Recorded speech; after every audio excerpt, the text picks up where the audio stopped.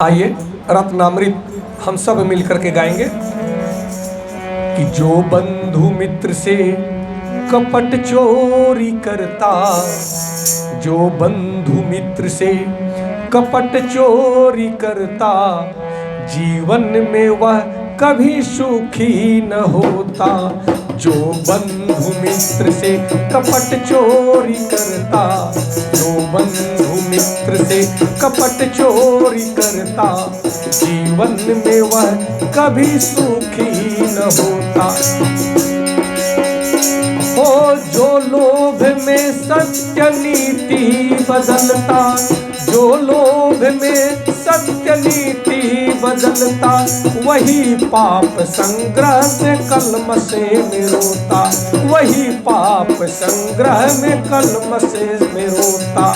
लालच में वे मूर्ख अपनों से लड़ते, लालच में वे मूर्ख अपनों से लड़ते, जिन्हें पाप पुण्यों का भाने नहीं है, जिन्हें पाप पुण्यों का भाने नहीं है।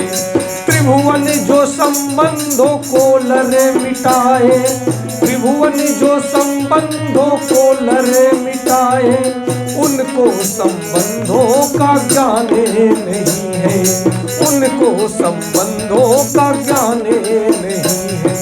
जो बंधु मित्र से कपट चोरी करता, जो बंधु मित्र से कपट चोरी करता, जीवन में वह कभी सुखी न होता।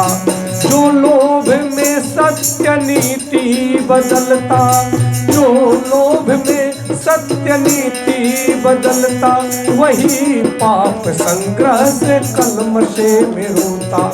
लालच में मूर्ख अपनों से ही लड़ते, लालच में वे मूर्ख अपनों से लड़ते, जिन्हें पाप पुण्यों का भाने नहीं है, पाप पुण्यों का भाने नहीं है।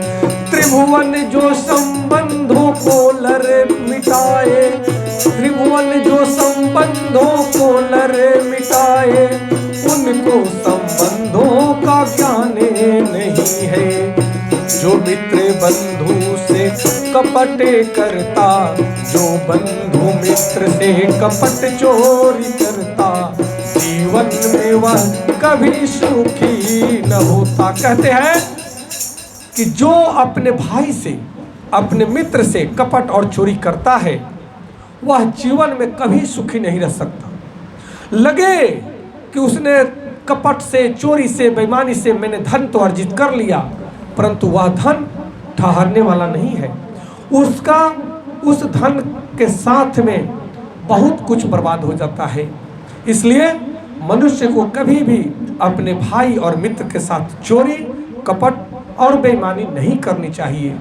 जो लोभ में अपने सत्य की नीतियों को बदलता है, वह पापों का संग्रह करता है, और पापों के संग्रह से वह कलमश यानी कष्ट और कलेशों में ही रोता रहता है। क्योंकि पाप का संग्रह जब होता है, पाप का घड़ा भरता है, तो वह फूटता जरूर है, और जिसके कारण पूरे परिवार को उसका भुगतान करना पड़ता है। लालच में मनुष्य वे होते हैं जो अपनों से लड़ते हैं, जो अपनों से लड़ता है वह लालची मनुष्य, पाप और पुण्य को उसको ज्ञान नहीं है। कहते हैं कि जो अपने संबंधों को, चाहे संबंध मित्रता का हो, भाई का हो, रिश्तेदारी का हो, किसी भी संबंध को लड़ करके जो तोड़ता है, वह सबसे बड़ा ज्ञानी है। इसलिए मनुष्य को संबंधों को चलाने के लिए कहना नहीं बल्कि सहना चाहिए, तभी संबंध आगे बढ़ते हैं। कहते हैं कि कुरुक्षेत्र के युद्ध स्थल में सैन्य निरीक्षण पूर्ण हुआ, त्रिभुवन श्री भगवत गीता का प्रथम अध्याय संपूर्ण हुआ।